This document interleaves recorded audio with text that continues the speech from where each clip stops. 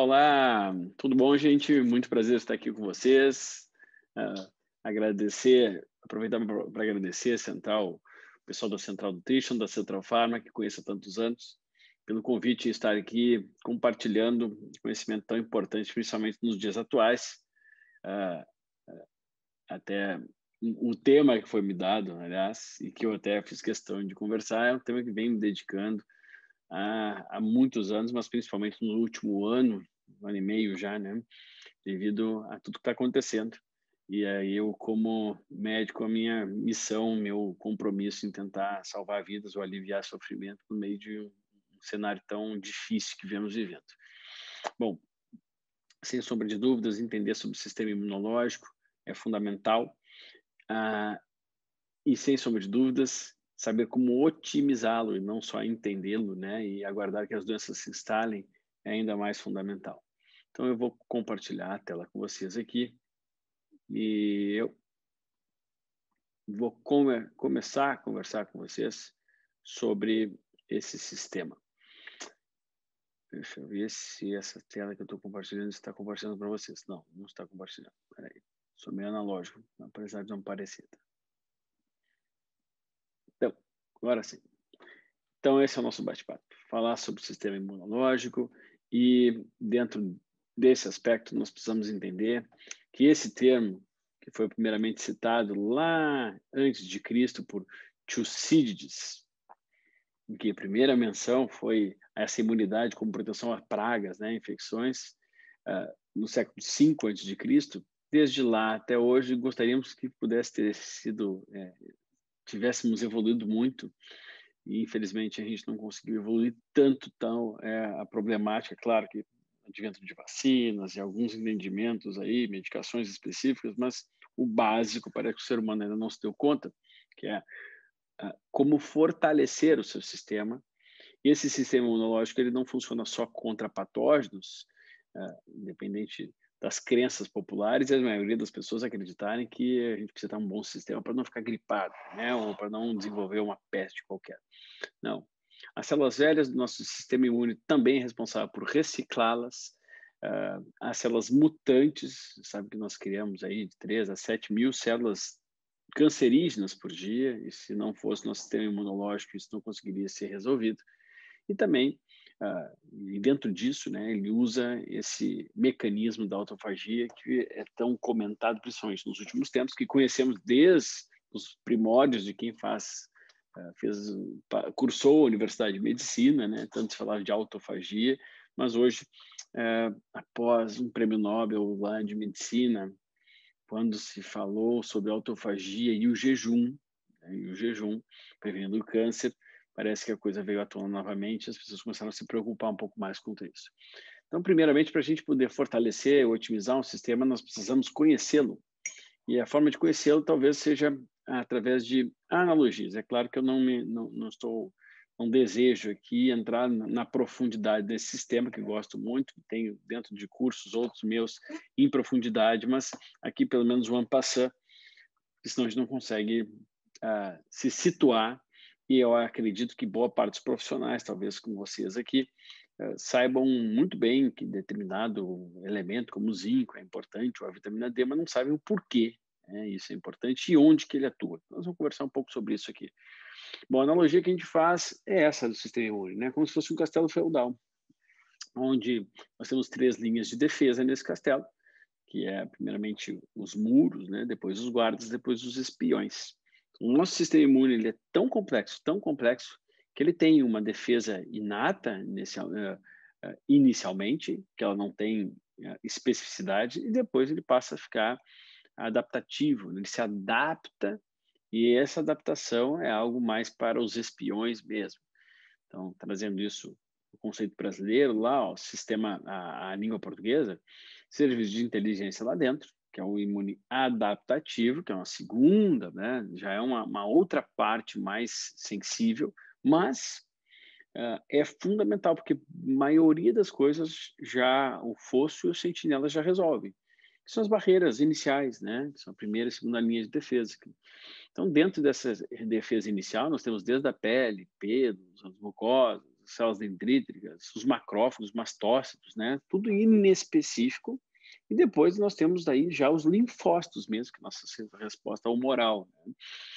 Bom, resumindo esse sistema complexo, volto a dizer, eu acredito que todos devem se aprofundar nesses sistemas para poder se adaptar na hora das prescrições com os seus clientes, seus pacientes.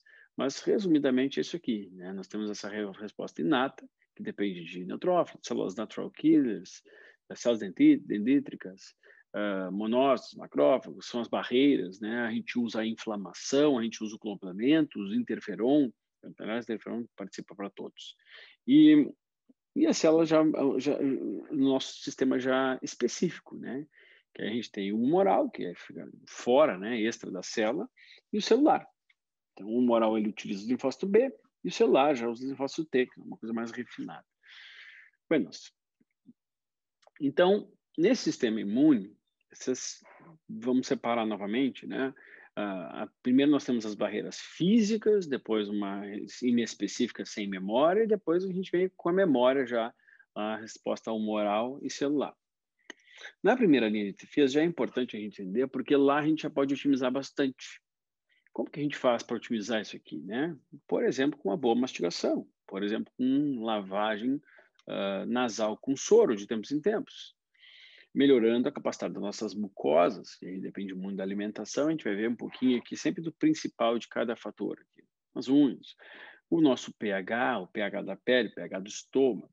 Então, pode-se dizer que com o passar do tempo, a gente precisa mastigar cada vez mais, nós precisamos auxiliar cada vez mais do nosso potencial hidrogeniônico, principalmente desse potencial hidrogeniônico do estômago, né? Sabemos que passados os anos, a ampla maioria das pessoas, principalmente com os hábitos de hoje, desenvolvem uma hipocloridria que pode cursar com um tipo específico de gastrite, ou então com a sensação de refluxo, ou má digestão de alguns alimentos e até formação de gases e outras coisas.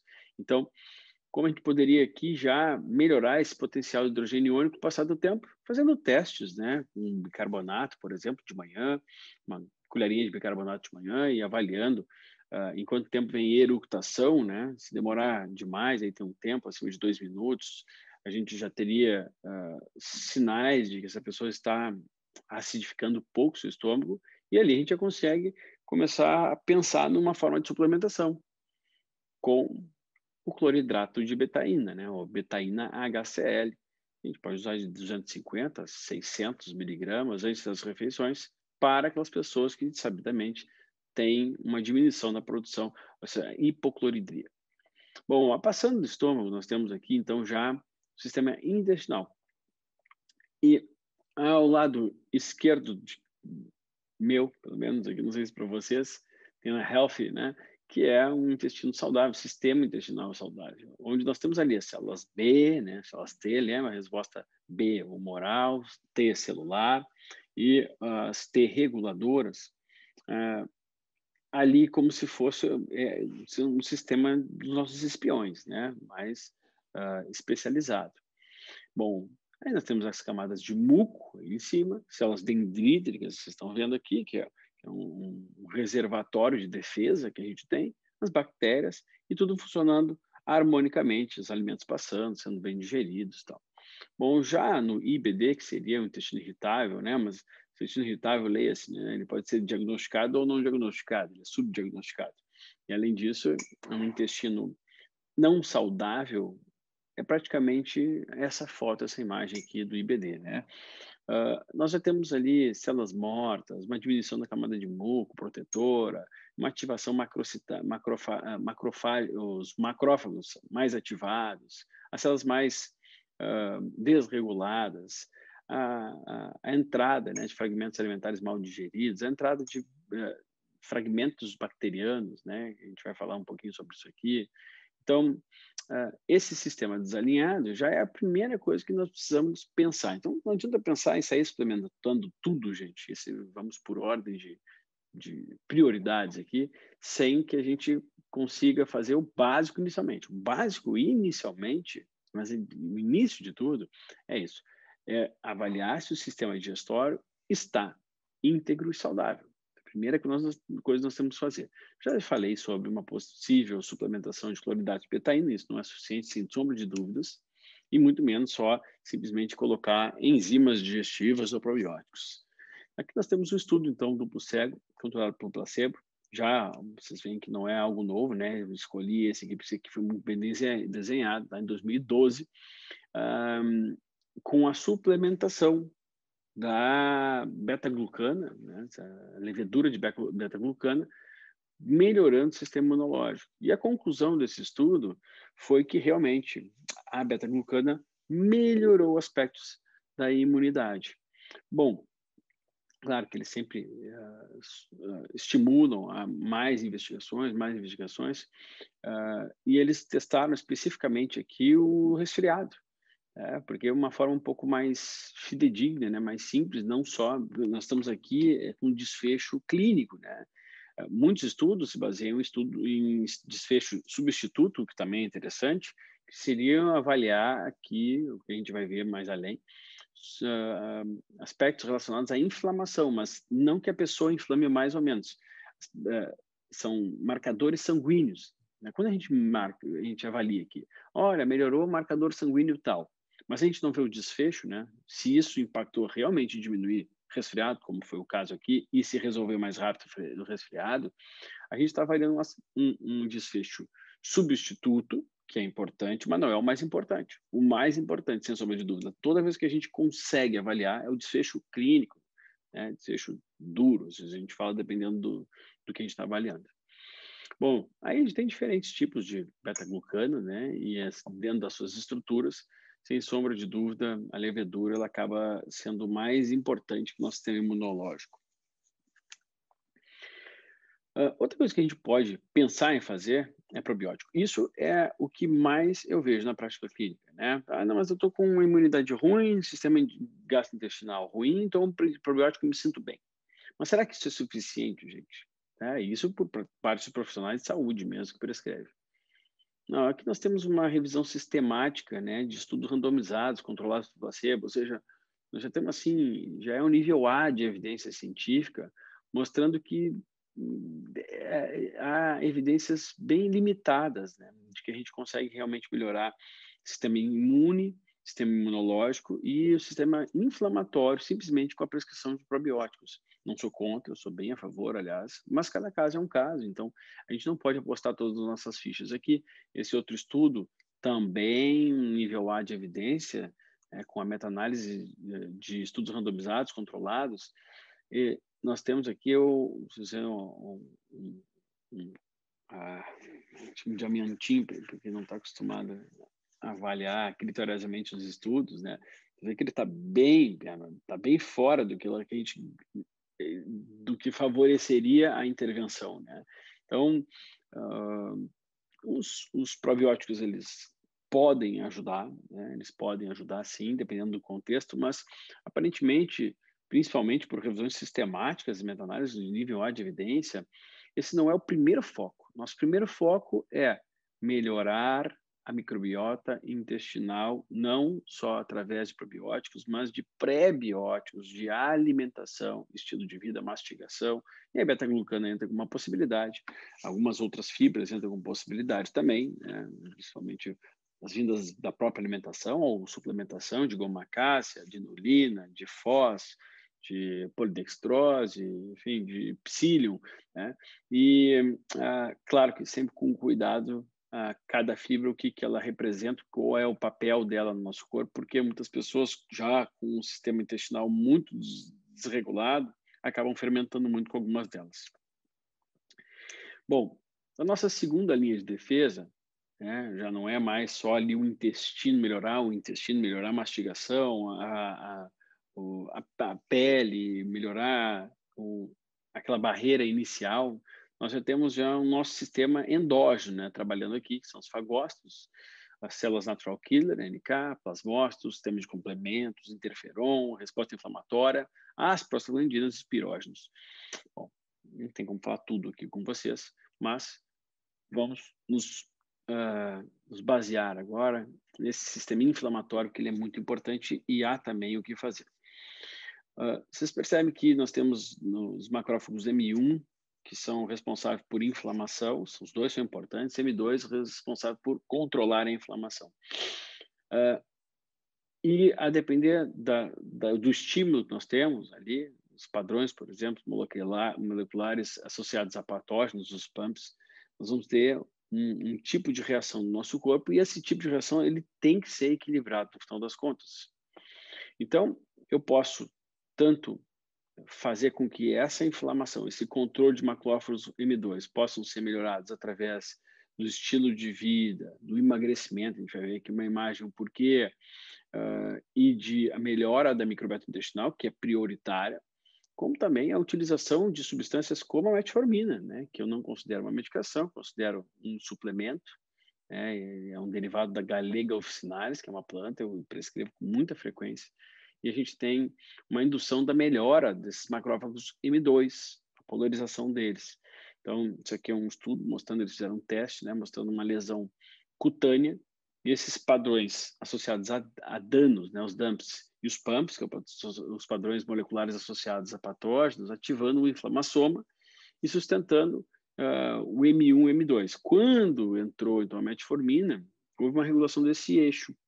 Bom, através da via MPK, mTOR, NL, RP3.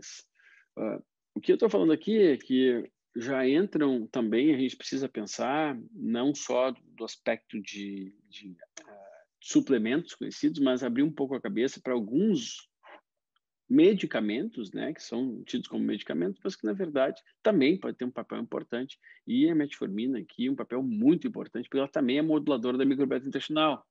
Ela provoca, além de outras coisas, o aumento da quermância. Metformina ainda melhorando, né, a microbiota intestinal, o sistema imunológico, aí o que ela provocaria, né, a oral, e há uma moda ainda entre os médicos em suplementação de metformina por creme, né. Isso é uma 10ª opção, né, 10ª mesmo, porque não faz sentido suplementar por creme, é muito mais caro, é algo assim para ser diferente, não tem nenhum sentido, a menos que a pessoa tenha realmente uma grande intolerância à metformina, que alguns pacientes têm, isso é uma minoria, e mesmo assim se perderia boa parte dos efeitos que a gente sabe que acontecem com a suplementação oral, elas têm efeito de primeira passagem, né? Então a gente concentra ela no lúmen do intestino, depois no sérum, no sangue, e isso vai provocar aqui alterações tanto na microbiota como na inflamação, com a melhora de aspectos hepáticos, né? E efeitos terapêuticos, não só no diabetes tipo 2, mas através, diretamente, né, na resistência insulínica, mas através também da modulação da microbiota e a modulação da inflamação hepática. Vou mostrar a coceira desses fones. Por que eu falei para vocês, então, que o emagrecimento, nesse sentido, seria muito importante? E aí a gente abriria esse campo para todos os suplementos que poderiam ajudar no processo de emagrecimento. Vocês percebem que a inflamação de baixo grau, mediada, né, e impulsionada pela gordura, o adipócito branco, ela é uma grande modificadora da resposta inflamatória, e um aumento expressivo de macrófagos M1 acontece. Vocês podem ver ali, né, na parte da direita para mim, volto a dizer, da imagem da gordura lá, increased inflammation, né, a ativação, aumento absurdo de macrófagos M1, de células mastócitos, de células T reguladoras, células B. Então, se a gente pensar só no aspecto de suplementação, a coisa vai ficar empobrecida, né? A gente precisaria também fazer uma avaliação de bioimpedância e tentar melhorar a composição corporal das pessoas. O que fazer, então, em pessoas inflamadas, né? O que a gente pode melhorar no sistema imunológico através do controle inflamatório? Aqui a gente tem um nível de evidência também, com a revisão sistemática e meta-análise de estudos randomizados, controlados pela CEP, em que já o diamantinho fica a favor da intervenção lá, né? O vermelhinho ali no gráfico. Ou seja, a curcumina, né, suplementação, daí nós estamos falando de cápsula com curcuminoides padronizados em 95%, aí conseguem trazer efeitos bem importantes na diminuição da inflamação. E é um desfecho substituto, mas é algo muito difícil de mensurar por aspecto clínico, porque a inflamação silenciosa ela vai trazer danos depois de não sei quantos anos. E essa inflamação, se a pessoa tiver um descontrole, né, no balanço da inflamação, obviamente que o descontrole, a gente nem vou falar aqui sobre o potencial do ômega 3, porque para mim, acho que é o mais básico para vocês, é a necessidade que temos de complementar o ômega 3, mas diminuindo as gorduras trans e o excesso de gordura saturada de cadeia longa das dietas das pessoas, né? Então, ou gorduras hidrogenadas, enfim. Então, porque julgo isso tão básico e fundamental que não vale a pena a gente explorar. Seria um mundo aqui, uma aula só de ômega 3, tá? Então, o ômega 3 vem antes disso, os nutrientes vêm antes dos complementos, dos não nutrientes. Mas, por quê? Porque é uma falta de ômega 3 na alimentação, óbvia, né? E a gente precisa, então, implementar pelo menos uns 2, 3 gramas por dia para a maioria das pessoas que andam muito inflamadas. Depois, aí, partindo disso, né, que a gente está fazendo o básico, já vi trato digestivo, nutrientes básicos, boa alimentação. Então, os curcuminoides podem ter uma ação bem interessante aqui, um desfecho, volto a dizer, substituto, mas aí é assim que a gente avalia, porque teria que fazer um estudo com curcuminoides, por exemplo, usando durante 30 anos, né, em doses de cápsulas, para ver, então, um desfecho clínico duro, né, se diminui câncer, diminui doenças inflamatórias longas, o que de fato a gente não precisaria ver.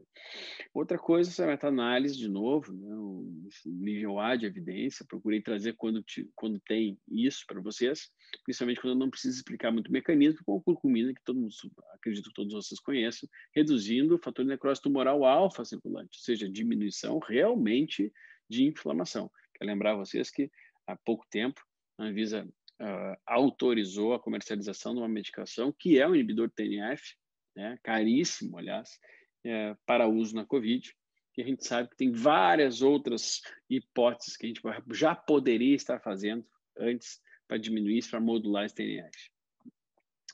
Bom, a curcumina, então, melhorando o inflamassoma aqui, e através da modulação da inflamação, né? Não adianta uma fase aguda eu querer acreditar que uma curcumina vai ajudar, ele conseguindo trazer esses resultados que a gente deseja, melhorando, modulando o sistema imunológico, né? O efeito imunológico da curcumina, de NF-kappa-beta, JAK-STAT, e os MAPs, né? Para quem, os dois, acho que os outros vocês já sabem o que são, mas os MAPs são os Mitogen Activated Protein Kinase, e até mesmo supressor, o efeito supressor, né, no NF-kappa-beta. Você percebe, então, que a curcumina tem um amplo espectro de efeitos modulatórios dentro do nosso sistema imunológico e sistema inflamatório. Então, é muito importante que a gente possa também prescrevê-los. Como resultado, ocorre uma forte inibição do processo inflamatório, obviamente, né, incluindo desde a infiltração de leucócitos locais, ativação, maturação, também produção de mediadores pró-inflamatórios pelo sistema imune inato. Bom, esse outro estudo nos trouxe aqui algo também para a gente não esquecer do básico antes de ir para o avançado, né? O primeiro de tudo, volto a dizer, é cuidar do estilo de vida. A gente entra com suplementação, ele pode ajudar, mas não podemos esquecer de que a gente precisa cuidar do sono, qualidade do sono, evitar excesso de bebida alcoólica, essa coisa de um vinho por dia. Nós temos que saber realmente a situação de saúde da pessoa para a gente poder falar que isso não é problemático. Poluição, toxinas ambientais, xenoestrógenos, metais tóxicos, enfim. Falta de exercício ou excesso de tudo isso podem aumentar. E o aspecto subótimo, né, da nutrição é aquela coisa da desnutrição funcional, né? A pessoa funcionalmente está desnutrida, mas pode estar gorda, ela está comendo bastante, só não está entrando nutrientes. Bom, para aí a gente começa então com o sono. Nos aspectos relacionados ao estilo de vida, né? O sono, sem sombra de dúvida, é o primeiro deles, é a primeira coisa que a gente tem que conversar com os pacientes. E conversar não é simplesmente avaliar que a pessoa está com uma má qualidade do sono e vai lá e prescrever melatonina. Eu preciso dar condições para que a melatonina seja produzida. Vocês percebem que ela melhora desde a função do timo, né, que é tão importante para o treinamento das células T, essas células de defesa celular, nosso sistema celular de defesa, ele depende do timo para que elas treinem lá. E no momento que treinam lá, do timo e outros locais, elas possam, medula, né, que elas possam ser migradas, então, para o sistema e resolvam esses padrões moleculares. Mas, para que a gente tenha uma melhora da melatonina, nós precisamos, primeiramente, de higiene do sono. O exercício físico pode ajudar bastante, principalmente se ele não for à noite. A gente pode usar alguns precursores, a menos que a pessoa já tenha uma idade avançada, a partir de 50 anos, que a gente já tem uma quase certeza que a pessoa produz pouca melatonina. Se vocês quiserem ter certeza se a pessoa está produzindo ou não, vocês podem solicitar um exame salivar de melatonina, e hoje a gente consegue na saliva de noite, o paciente na sua casa mesmo, a partir das 20 horas já seria o início da melatonina, a entender se ele está realmente com níveis adequados ou não, e se tiver idade para ter, a gente muda os hábitos e pode usar precursores como o 5-hidroxitriptofano sublingual, né, o sublingual, e aí esse 5-hidroxitriptofano sublingual a gente pode usar de 20 a 40, 50 miligramas. Podemos usar também, nesse mesmo veículo sublingual, uma L-teanina, né, ou via oral da teanina. Teanina via oral a gente prescreve 250 miligramas, 300 miligramas. Se for via oral, décimo, né? A gente parte para 20 miligramas, 25 miligramas. Então, essa seria uma forma, claro, que existem modelos mais avançados, além de chás que a gente pode utilizar, chá de camomila, erva doce, erva tulsi, como eu estou usando aqui, que é adaptógena, ashwagandha, tem uma série de coisas que a gente pode usar, e não quero desviar tanto aqui dos slides, mas seria algo para falar em 50 aulas, tá? Bom, aí falamos do básico, como é que funciona o sistema, como é que ele se organiza, pensar em sono, pensar em qualidade de vida, exercícios físicos, poluentes, pensar em alguns complementos para ajudar na inflamação, além do emagrecimento. E agora nós precisamos entender um pouquinho, falamos de integridade intestinal, agora a gente precisa entender um pouquinho mais sobre o básico do básico. O ômega 3 é básico do básico, né? Está aqui no quadrinho ali embaixo. Vitamina D, zinco, porque esses são nutrientes. Quando a gente fala de nutrientes, então a primeira coisa que vem, primeiro mesmo, organizar o sono, a alimentação, prover nutrientes através da dieta ou complementação. Então esses são os primeiros passos iniciais e depois a gente parte para as coisas mais avançadas. Eu gosto sempre de ensinar assim, né? Não saia achando que prescrição vai resolver tudo se você não fizer o básico. E se não entender esse sistema, onde entra cada um, até para tentar incentivar e melhorar aquilo que é o problema do paciente, e não sair prescrevendo de tudo. Bom, qual é o problema, né? Que esses nutrientes são básicos. Teoricamente, a gente teria na alimentação. O ômega 3, vocês já viram que a gente tem muito pouco na alimentação, hoje em dia. O selênio tem alguns alimentos que são ricos no Brasil, mas fora do Brasil, tendo muita gente do mundo todo, não é tão fácil de ter bons níveis de selênio. Ou no Brasil, se a pessoa não presta atenção no que ela come. Vitamina D, muitas das pessoas com vitamina D insuficiente. Então, o zinco, mesmo o zinco, né, que eu meço aqui, eu procuro medir nos exames sanguíneos, é muito raro ver alguém com níveis ótimos de zinco, a não ser as pessoas que estão realmente se alimentando bem ou então suplementando. Então, o fato é que a gente sabe que pela alimentação as coisas estão piorando. E o Haynes fez esse estudo, publicou esse estudo agora no ano passado, muito impactante, muito interessante. Olha o que acontece. Para quem se alimenta simplesmente food only, né, que é o bloco preto, a vitamina D, o quanto de depleção, de menos, né, do que deveria ter, nós temos de vitamina D, vitamina E, C, A e zinco. Ou seja, a gente sempre tem muito menos do que deveria ter. Isso aqui é a depleção. Quanto mais alto, pior. E aí as pessoas que comem aleatoriamente, né? Esse Haynes é um braço, né, do CDC americano. Eles fazem estudos gigantes de avaliação populacional. E para quem faz, então, alimentação e suplementação, vocês percebem que uma suplementação aleatória, porque a maioria dessas pessoas dos Estados Unidos faz uma suplementação aleatória, compra lá em qualquer lugar, já tem menos depleção. Isso já seria suficiente para pensarmos que, ora, parece que vale a pena, mesmo que seja um multivitamínico. Lá nos Estados Unidos eles têm doses bem elevadas, né? Aqui a gente tem todas as limitações do mundo para tudo. Bom, dos nutrientes muito importantes para o sistema imunológico, tem alguns que a gente consegue até ter alguma coisa, né, comendo, que está dentro da comida, mas tem outros, por exemplo, que a gente não tem como ter, né? O ômega 3 é um deles. Ou eu consumo uma fonte de ômega 3, principalmente animal, ou vai ser muito difícil de ter. E olha lá do animal, porque depende de onde foi cultivado o peixe, né, onde foi criado, ele vai ter menos ômega 3 do que deveria. Bom, aí a gente tem, fora o problema da intoxicação mercúrio e chumbo, né, de muitos peixes. Mas aí a gente vai para uns que nem querendo a gente vai ter, né, que é a vitamina D. Sem a exposição ao sol, a gente não tem como produzir. E dentro desses passos de produção, que a gente sabe que passa por uma molécula de colesterol na pele, mais a ativação da pré-vitamina D, chega ao fígado, depois do fígado para os rins, e nos rins a gente tem a vitamina D3 ativada.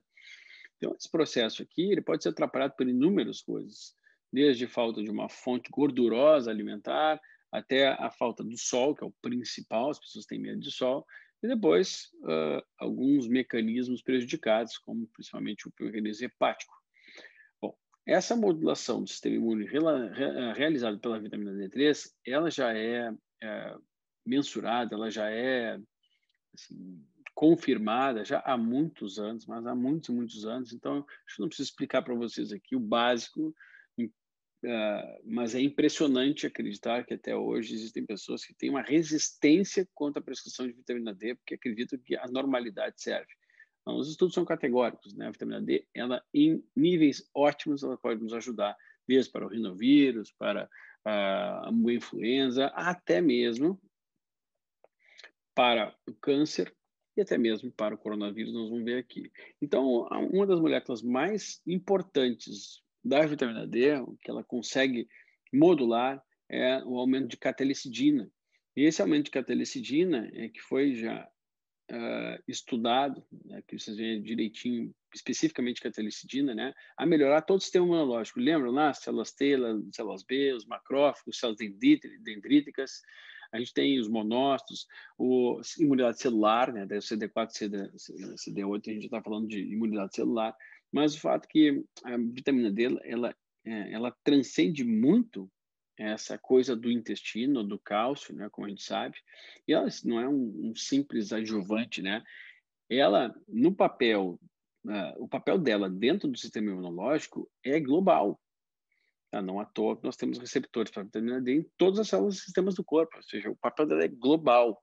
Então, se a gente quer algumas coisas que sejam inespecíficas, né, que ajudem o todo, a vitamina D, sem sombra de dúvidas, é o principal deles.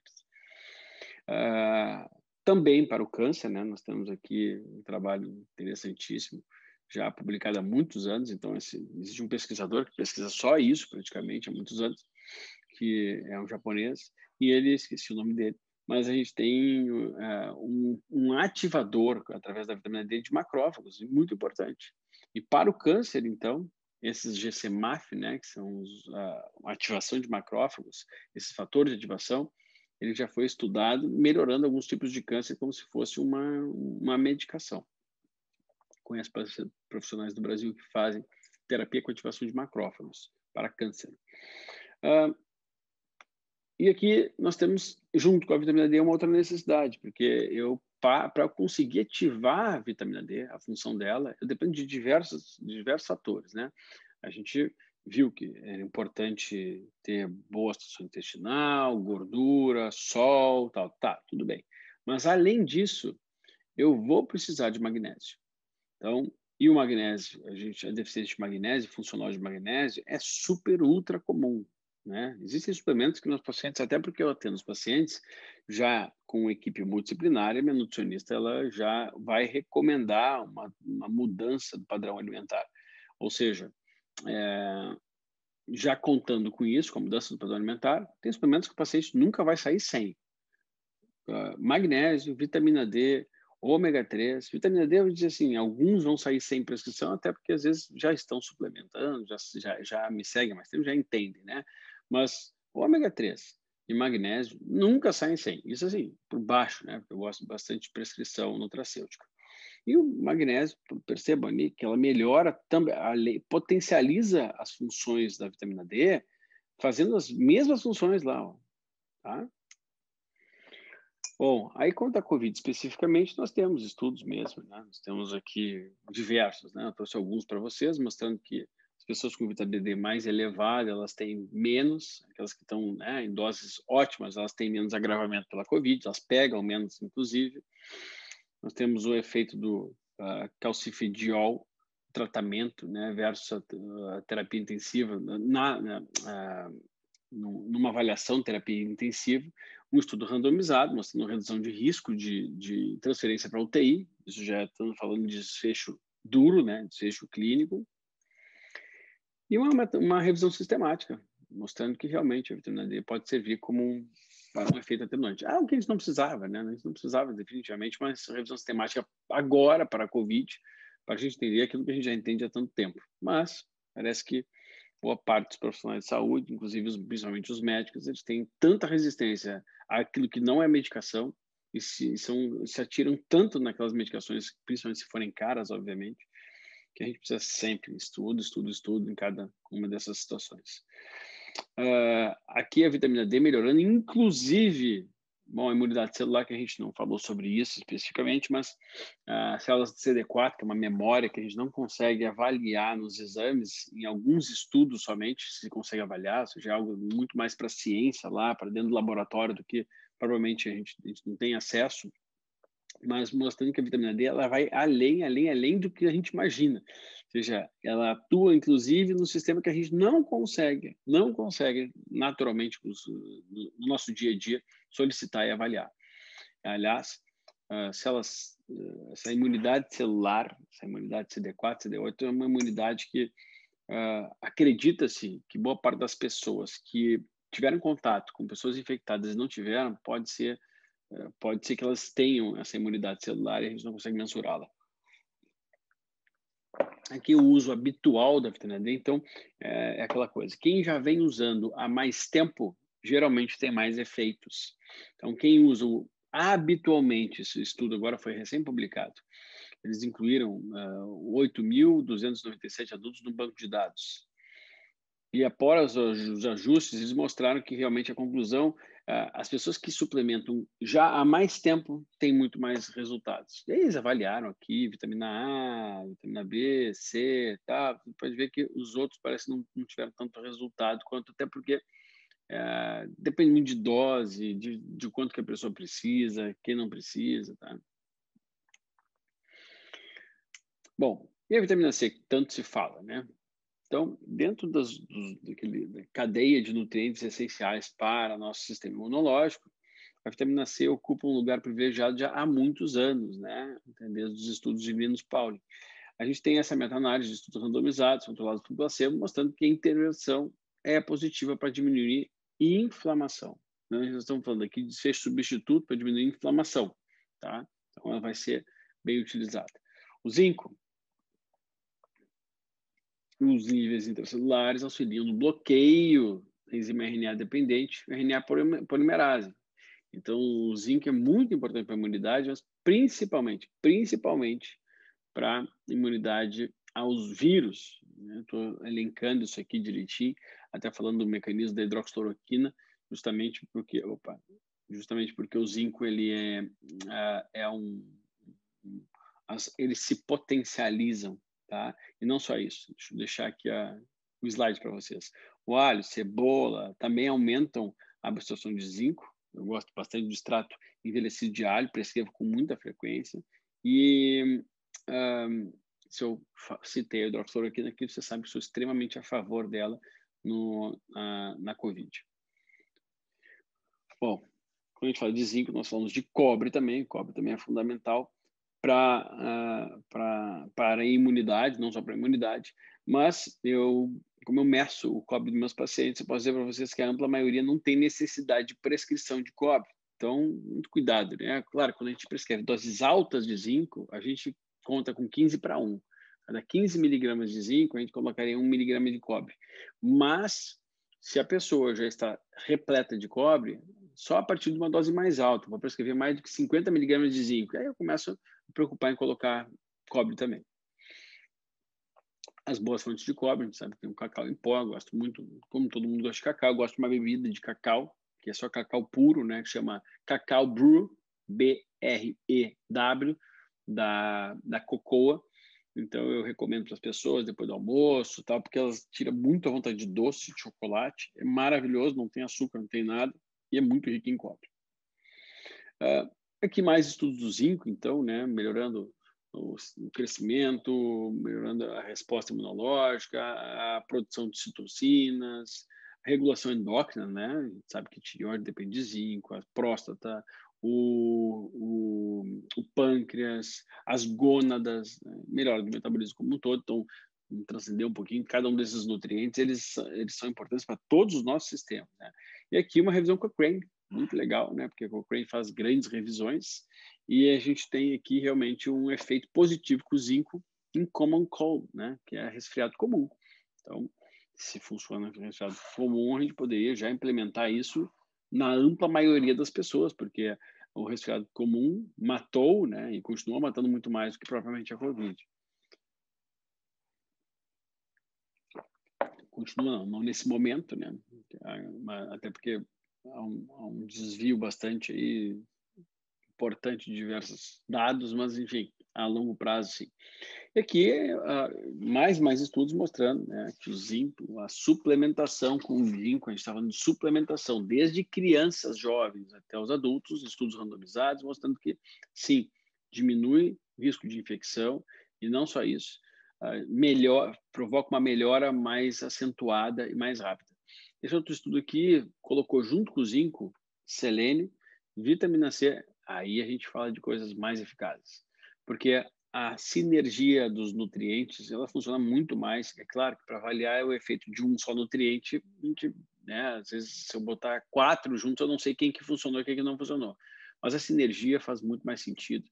E junto desses nutrientes, eles colocaram um fitoterápico, que é Echinacea purpurea, né, que é muito utilizado para a imunidade.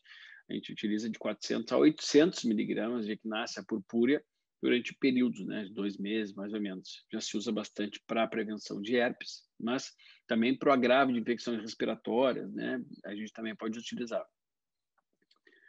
E aqui, né, a Echinacea sozinha, a Echinacea combinada com os outros, olha as bolinhas pretas lá embaixo, né, muito menos infecções, a severidade, né, dos sintomas, do que o placebo ou Echinacea sozinho.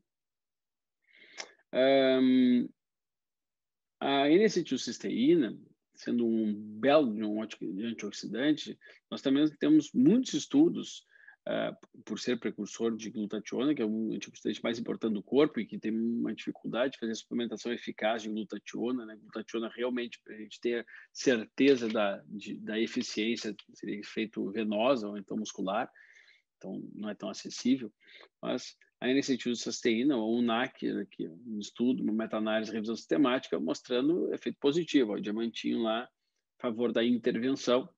Então, nós não temos dúvidas de que o NAC, aliás, é utilizado em crianças também, o NAC, ele é um auxiliar incrível para infecções para o nosso sistema imunológico.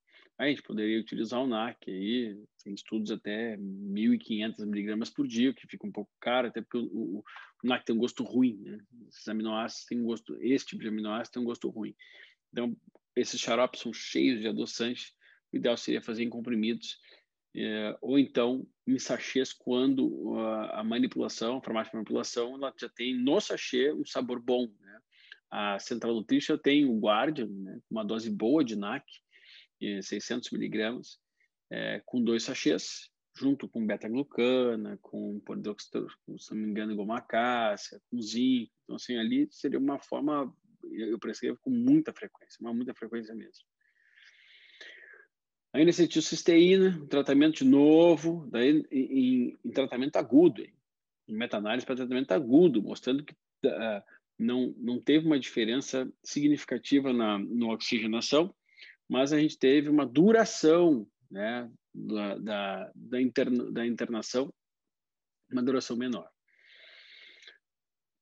O NAC, a gente extrapola um pouquinho aqui, porque se a gente está pensando em ajudar as pessoas a emagrecer, na resistência insulínica, né, e as pessoas diabéticas também vão se beneficiar bastante, até porque a pessoa com resistência insulínica, ou a pessoa diabética, ou com doenças crônicas, ela já é oxidada, ela oxida mais, inflama mais e oxida mais. E o NAC entra também uma possibilidade, principalmente nesses pacientes. Aí vocês podem ver que as doses são mais altas, ó. 1.500 miligramas, 600 2 vezes ao dia, 800 por dia, 2 a 4 gramas no tratamento de câncer, né? De doenças cardiovasculares, 2 a 4 gramas, tá? Fica difícil, né, de prescrever uma dose tão alta assim. No combate da Covid, nós também temos aqui a possibilidade, né? Nós estamos falando de uma revisão em que não foi utilizado, mas nessa revisão eles dão todos os passos aqui, em que realmente as doses altas elas são interessantes, tá? E a gente fala aqui em pelo menos 600 miligramas. Bom, eu só falei rapidamente, vou continuar aqui no rapidamente, até porque para entender um pouquinho de alguns suplementos muito prescritos, nós precisamos entender do sistema dos interferons. Interferons, eles interferem diretamente nas células. Então, eles participam de todos os processos imunológicos, todas as fases dos processos imunológicos, tá? Está aqui o interferon IFN, né? Nós estamos falando do interferon gama, interferindo no receptor do interferon e fazendo com que essa mediação a gente possa matar a célula ou matar diretamente o vírus.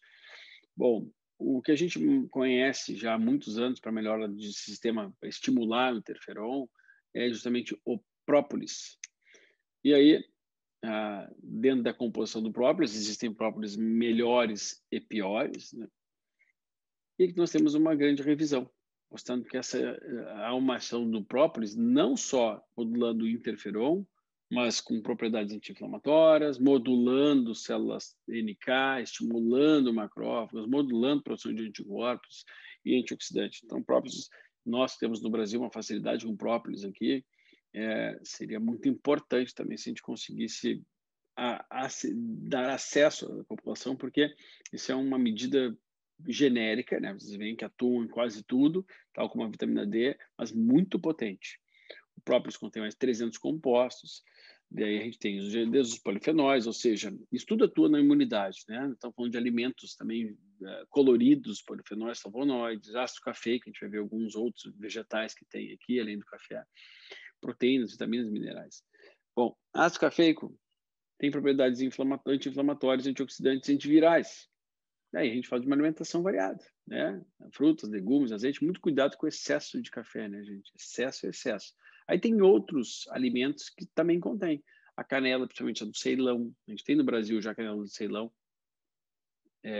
sendo comercializada. Gengibre, noz moscada, anis estrelados, chás, né? Tomilho, hortelã aqui, chá de hortelã, pimenta com tulsi e com chá verde e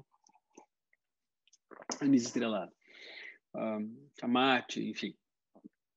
Bom, quero aqui ressaltar a importância de algo que a gente tem pouco no Brasil aqui, a prescrição da elderberry, que é a Sambucus nigra, que tem um nome no Brasil, que elderberry é sabugueiro, tá?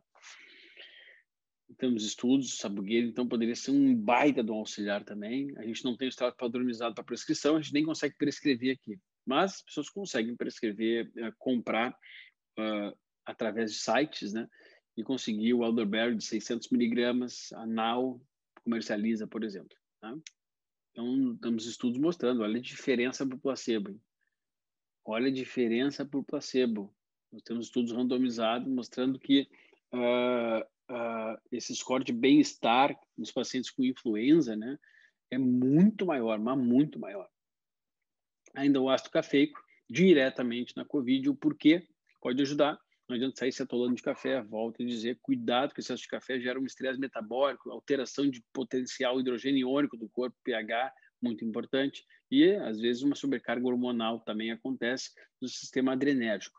Mas o ácido cafeico, ele pode também ser um grande, e por isso que o elderberry, né, pode ser de grande auxílio, inclusive nessa pandemia. Fazendo bloqueio do vírus receptor ACE2. Você sabe que é o principal receptor ao SARS-CoV-2, principal é o ACE2. Tá? Existem outros menores, mas esse é o principal. Bom, a atividade anti-inflamatória do própolis, né? O ácido cafeico e outros flavonoides são responsáveis pela ação anti-inflamatória. Então, maravilha. Opa, tem para trás aqui. Tá. Ainda o efeito imunomodulador do própolis, Percebe que é amplo. Eu trouxe aqui essa figura desse estudo, porque para vocês irem percebendo que algumas coisas a gente não pode deixar de prescrever. Porque na alimentação, complexo B, às vezes vitamina C, eu vou conseguir, se eu consumir limão, por exemplo, que é muito acessível, barato, né? Tem outras frutas que são mais ricas em vitamina C, mas tem em todo o Brasil, poxa, uns 2 limões por dia, eu tenho uma baita numa dose de vitamina C. Uma baita, principalmente nas refeições, para me ajudar a digerir esses alimentos, tá? Aquele limão em jejum de manhã pode ajudar ainda mais na potencial hidrogênio em pH, mas a gente sinceramente, tem algumas coisas que não pode sair do consultório quando a gente pensa em melhorar a imunidade sem a prescrição. Tá? O própolis é um deles, a vitamina D é um deles, e aí o resto a gente, às vezes, a gente consegue através da alimentação e outras não. Bom, aqui ainda uns nutracêuticos aqui, melhorando o interferon 1 para resposta de vírus, né? Principalmente da família coronavírus. A gente tem o ácido ferúlico, o ácido lipóico pode ser prescrito. Ali do lado tem as doses, né? Eu acredito que essas aulas vocês podem pausar, né? Ou então tirar print. Esqueci de avisar vocês aí. Porque eu gosto de dar bastante conteúdo, né? Bastante de conteúdo. Então, tem muita coisa. Você percebe que aqui junta tudo, olha que legal. O ácido ferúlico, ácido lipóico, espirulina, NAC, selênio, tudo com as doses do lado ali. Glucosamina, zinco, beta-glucana, sabugueiro. Então, isso aqui tem uma formulazinha boa para a imunidade. Bom, a gente tem estudos da Nutrients em 2018, muito interessante. Eles mostram aqui onde que atua cada um deles. De novo, aqui, vitamina C, vitamina D, vitamina A, vitamina E, B6, tá? Isso aqui vocês podem fazer print dessas telas aqui e lerem com mais calma, porque não cabe eu ficar lendo isso aqui para vocês, que é muita coisa. B12, tudo isso é fundamental, meus amigos. Isso aqui tem que ter na alimentação. E avaliados. Por exemplo, folato nós temos que avaliar no sangue, para saber se a pessoa realmente está aproveitando folato, B12, que são alguns elementos, são chave. Ferro, né? Se você quer deixar de fora alguma coisa, não avalia zinco, não avalia cobre, não avalia selênio e prescreve sabendo que as pessoas vão estar baixas. Agora, tem coisas que não podem estar baixas em hipótese alguma. Né? O complexo B, a B9 e B12, né, que é o folato e B12, precisa ser avaliado. Ferro precisa ser avaliado. Porque é incomum ver mulheres com boa dose de ferro e ferritina. Incomum ver pessoas que têm uma situação intestinal ruim, constipação, que têm boa B12 e bom folato. É incomum ver pessoas com mais idade ter boa B12 e bom folato, porque precisam desse sistema íntegro gastrointestinal. Aí aqui, das deficiências específicas na fase da vida. Isso aqui é muito legal. Você mostra lá, desde crianças, adultos, tal. Cada nutriente, quais são as doses recomendadas, qual é a dose tolerada, né? E o que tem de referências, vamos ver os númerozinhos depois, quais são as referências que endossam tudo isso. Isso é um baita de uma revisão que a Nutrients fez. Tá? Então, todos esses elementos aqui são cruciais em todas as fases da vida. Não necessariamente a gente prescreve, né? A gente suplementa desde a primeira fase da vida, mas eu, por exemplo, meu filho Miguel, ele suplementa desde a primeira semana da vida dele. Ele já tem um mapa genético dele também, por polimorfismo, já sei aquilo que ele não vai aproveitar tão bem.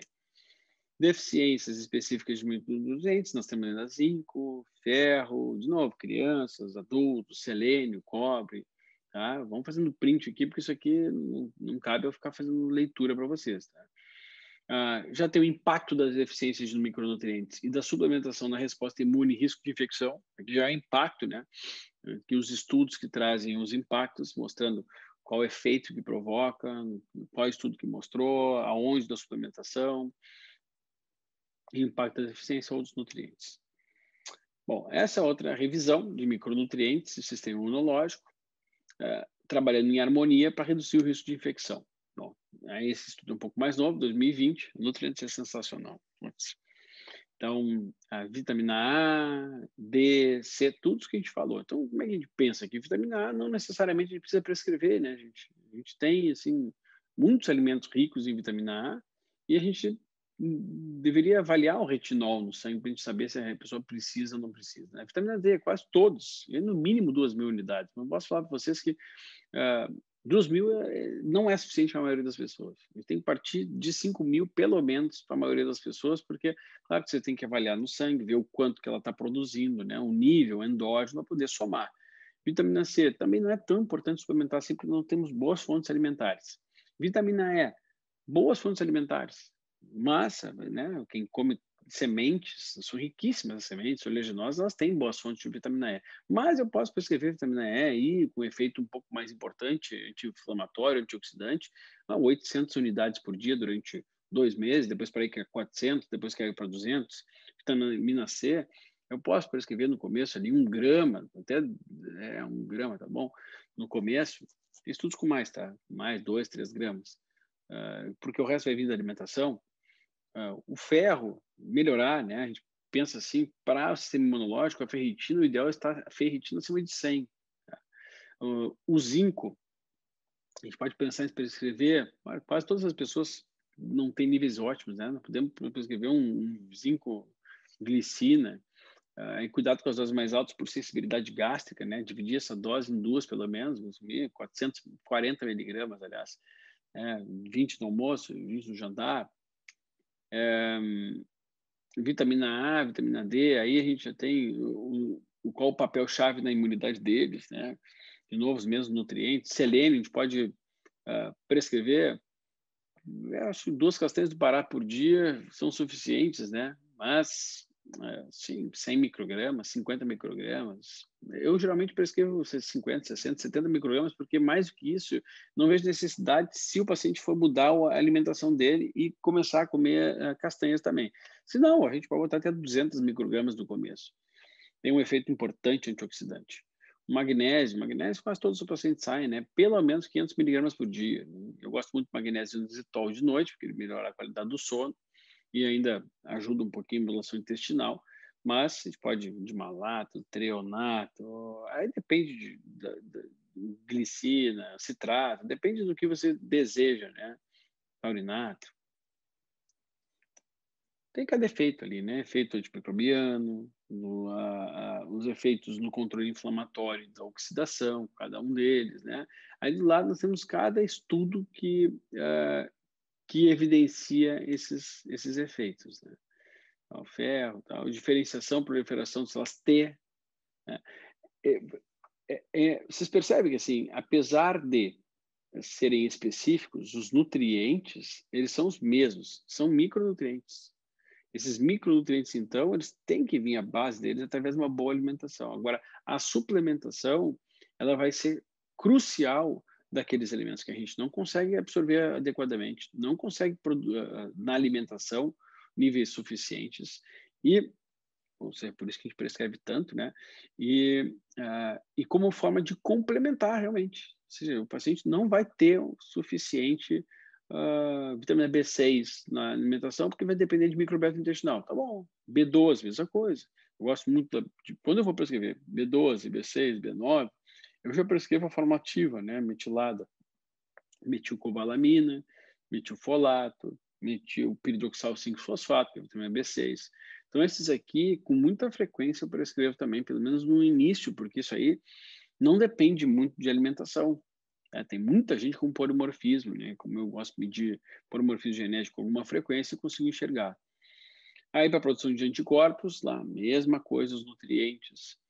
Para a resposta antígeno, mesma coisa, os nutrientes. E esse quadrinho aqui, faça uma foto, gente. Isso aqui é uma baita de um resumo de tudo isso. Olha que legal.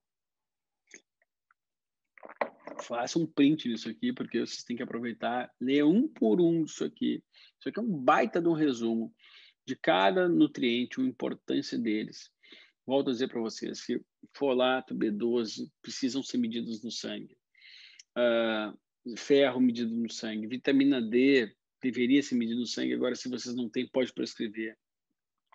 E é raro um paciente meu, então vamos na minha prática clínica, sair sem prescrição de metilfolato, pelo menos, de vitamina D, vitamina E, no começo eu prescrevo também, né? É raro sair sem zinco, porque eu meço zinco. É raro sair sem selênio, porque eu meço selênio. E mesmo aumentando o consumo de castanha, às vezes as pessoas têm dificuldade de implementar no dia, esquecem.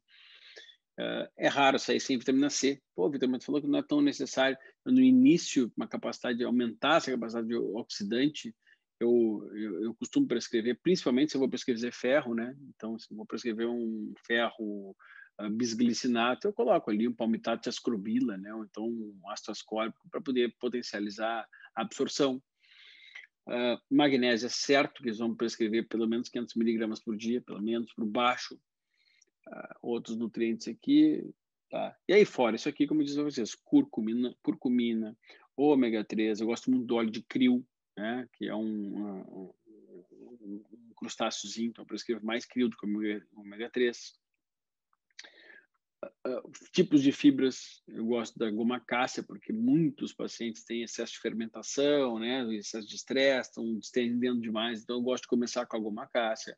Beta-glucana, então são coisas que fazem parte do meu dia a dia há muitos anos. E é óbvio, quando a gente quer potencializar, principalmente em época que a gente vive, agora às vezes eu boto sabugueira, às vezes eu coloco ainda a equinácea, doses um pouco mais altas desses nutrientes para poder enfrentar o que a gente está enfrentando. Bom, aí nós temos o impacto da deficiência e da suplementação. Então, de um lado vocês têm a deficiência, do lado a suplementação. De novo, façam foto aqui. Impacto da deficiência de suplementação, vitamina E, vitamina B6, B12, folato. Isso aqui para ler, tá? Para ler para vocês. Zinco, tem bastante estudo de zinco realmente para a imunidade, né? Ferro, cobre, selênio, magnésio.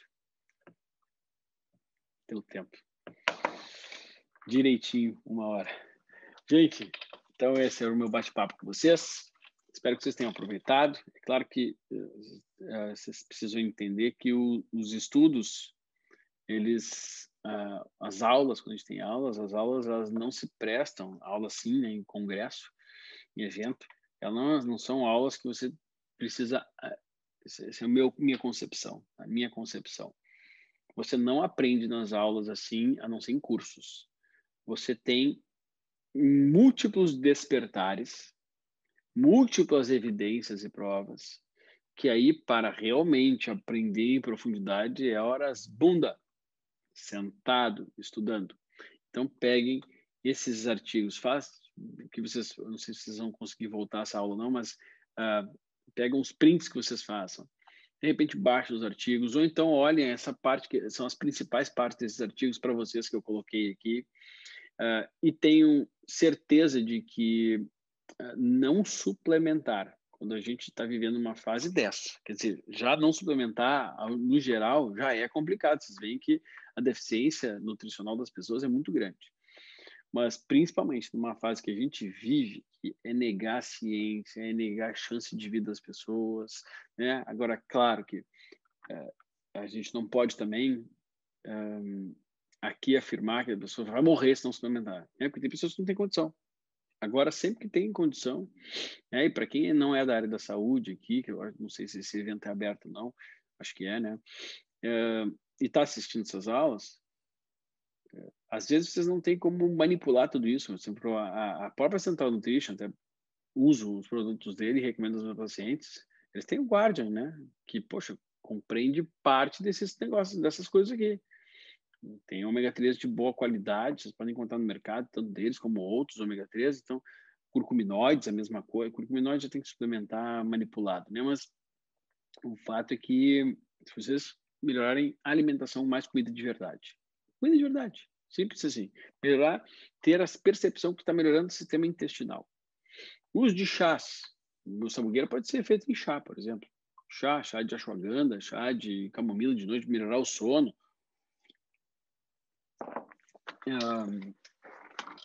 E uma complementação de um Guardian, por exemplo, poxa, isso aí já está um belo de um caminho andado para fortalecer a sua imunidade. Isso aqui como ensinamento também para os profissionais de saúde que estão nos assistindo. É isso, gente. É um prazer estar com vocês aqui. Espero que vocês tenham aproveitado. E isso eu posto quase todo direto nas redes sociais, só que não em forma de aula, né? Então, quero convidá-los também. Aqui eu tenho uma assinatura mensal que chama Vida e Saúde.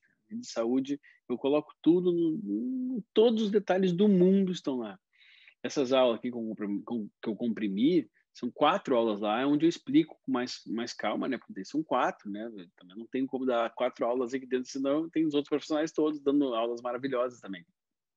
Mas tenho 4 aulas lá só sobre imunidade, tenho 4 aulas só sobre Covid, mais 2 aulas sobre síndrome pós-Covid, o que fazer, como tratar, o que acontece.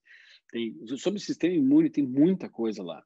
Então, aconselho a vocês entrarem, porque também é um local que eu posso divulgar mais coisas como eu divulguei para vocês. Esse tipo de aula assim eu não consigo fazer aberta em rede social, Instagram, senão é uma chuva de encheção de saco de profissionais que acham que as pessoas não podem ter o direito de ouvir essas coisas de doses e tudo mais, que elas precisam sempre alguém prescrevendo. Claro, isso é uma reserva de mercado terrível, né? Tchau, tchau, gente.